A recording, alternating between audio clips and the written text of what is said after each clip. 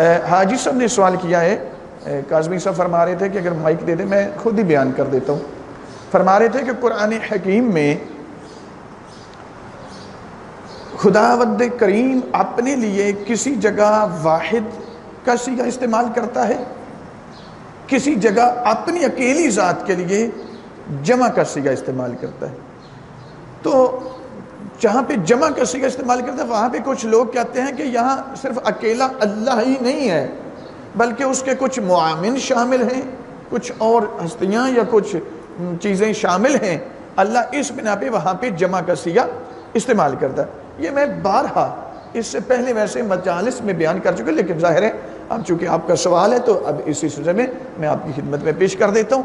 اللہ رب العزت جب بھی جمع کا صیغہ استعمال کرتا ہے تو اس کا مطلب یہ نہیں ہے کہ خداوند متعال وہاں پر کسی اور کو اپنے کار میں اپنے فعل میں شریک کر رہا ہے۔ امیر المومنین فرماتے ہیں واحد کی 4 قسمیں ہیں، واحد عددی ہے، واحد نوعی ہے، واحد بساطت در ذات ہے، واحد عدم مثلیت ہے۔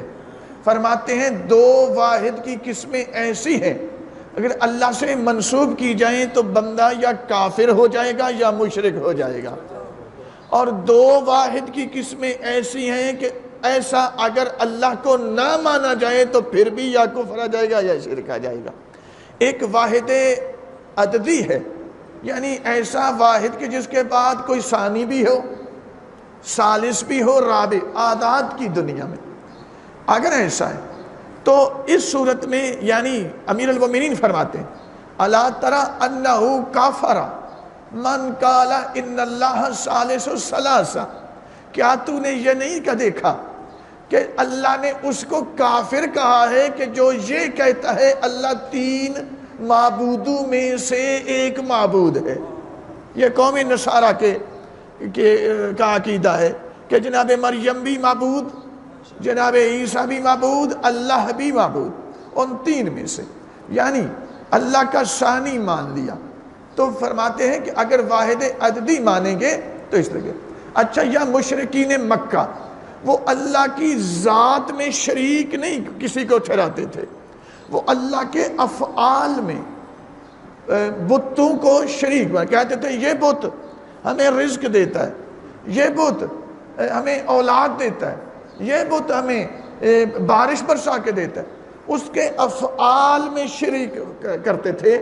اس بنا کے وہ خدا کی توہین بھی نہیں کرتے تھے، یہ کہتے تھے کہ اللہ کی نہ شبیہ بناتے تھے، نہ اللہ کے افعال میں نہ اللہ کی ذات جیسا کسی کی ذات کے مانتے تھے، اللہ کے افعال میں بتوں کو شریک کرتے تھے۔ اس بنا پہ وہ مشرک تھے۔ سامعین گرامی، اس لیے آئمہ کہتے ہیں، امیر المومنین کہتے ہیں اللہ کو واحد ایسا مانو کہ اس جیسا واحد کوئی نہیں۔ یعنی مطلب کیا ہے؟ مطلب یہ ہے کہ نہ اس کی ذات جیسی کسی کی ذات ہے، نہ اس کے فعل میں کوئی اور شریک ہے۔ اب آ جائیں کہ جمع کا صیغہ اللہ رب العزت یہاں استعمال پھر کرتا ہے، مثلا انا انزلناہ فی لیلۃ القدر انا اعطیناک الکوثر، مسلسل ایک تسلسل ہے آیات کا۔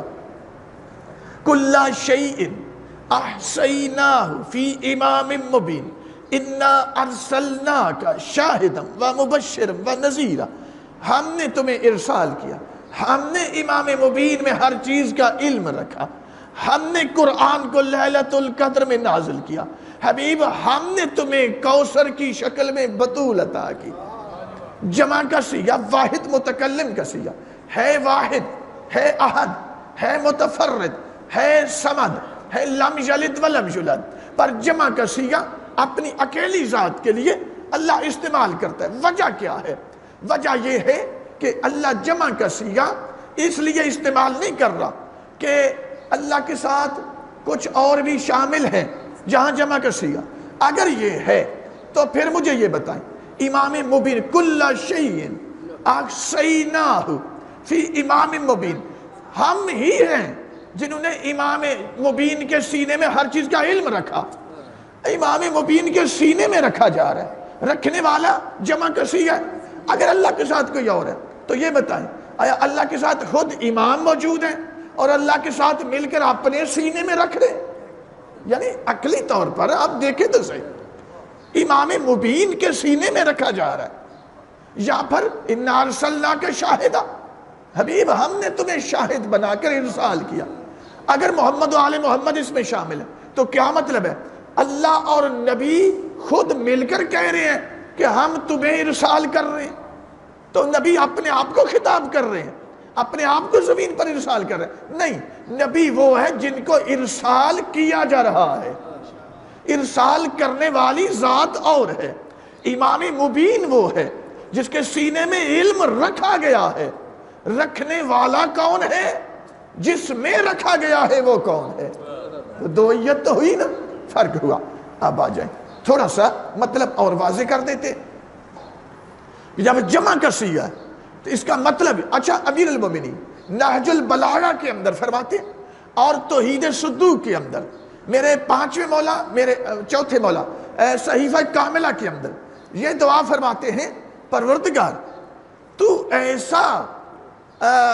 ایسی ذات ہے کہ نہ تیری ذات جیسی کسی کی ذات ہے، نہ تو اپنے فعل میں اپنے علاوہ کسی کو شریک کرتا ہے۔ اب مجھے یہ بتائیں، جب میرے چوتھے مولا صحیفہ کاملہ کے اندر یہ فرماتے ہیں کہ تیرے فعل میں کوئی اور شریک نہیں ہے، امیر المومنین نہج البلاغہ میں، پروردگار تجھے کوئی کام کرنے میں کسی مددگار کی ضرورت نہیں ہے، تو امیر المومنین کو ماننا ہے یا کسی ایسے شخص کو کہ جس کو مذہب کی ابجد کا پتہ نہیں ہے؟ اچھا اللہ رب العزت اس کے باوجود اپنی اکیلی ذات کے لیے جمع متکلم کا صیغہ کیوں استعمال کرتا ہے؟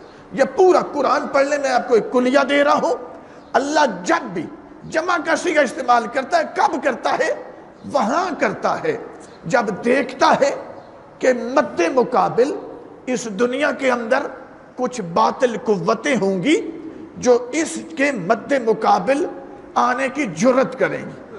اللہ وہاں پر مد مقابل آنے والی باطل قوتوں کے سامنے اپنی اکیلی ذات کے لیے جمع کا صیغہ استعمال کر کے در حقیقت اپنی طاقت اور اپنی قدرت کا اظہار کر رہا ہوتا ہے، اور اپنی طاقت اور قدرت کا اظہار کر کے ان باطل قوتوں کو اللہ چیلنج کر رہا ہوتا ہے کہ ہے کسی میں ہمت، میں نے اپنی قدرت کے تحت اس مصطفیٰ کو شاہد بنا کر ارسال کیا، ہے کسی میں ہمت جو اس جیسا بنا کر لے آئے؟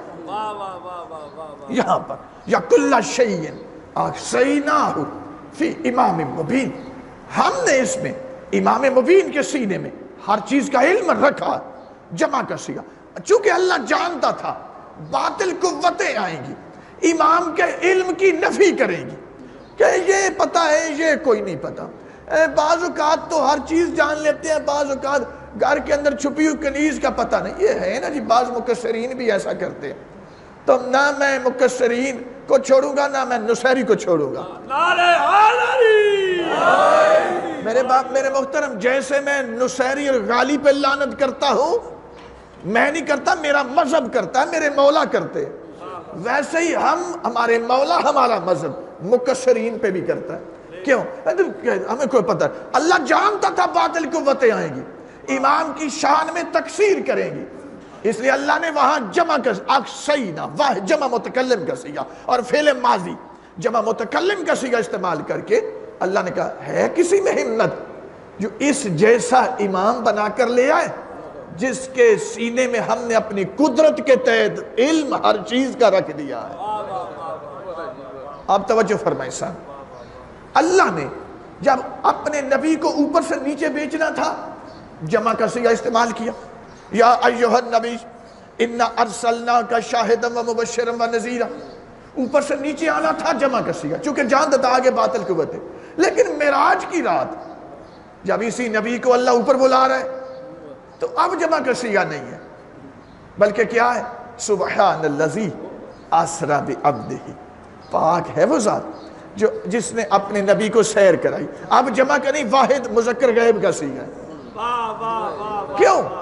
اس کے لیے اوپر سے نیچے بھیجنا بھی مشکل نہیں، نیچے سے اوپر لے کے جانا بھی میرے لیے مشکل ہے، نیچے سے اوپر بھیجنا، لیکن اس کے لیے مشکل نہیں.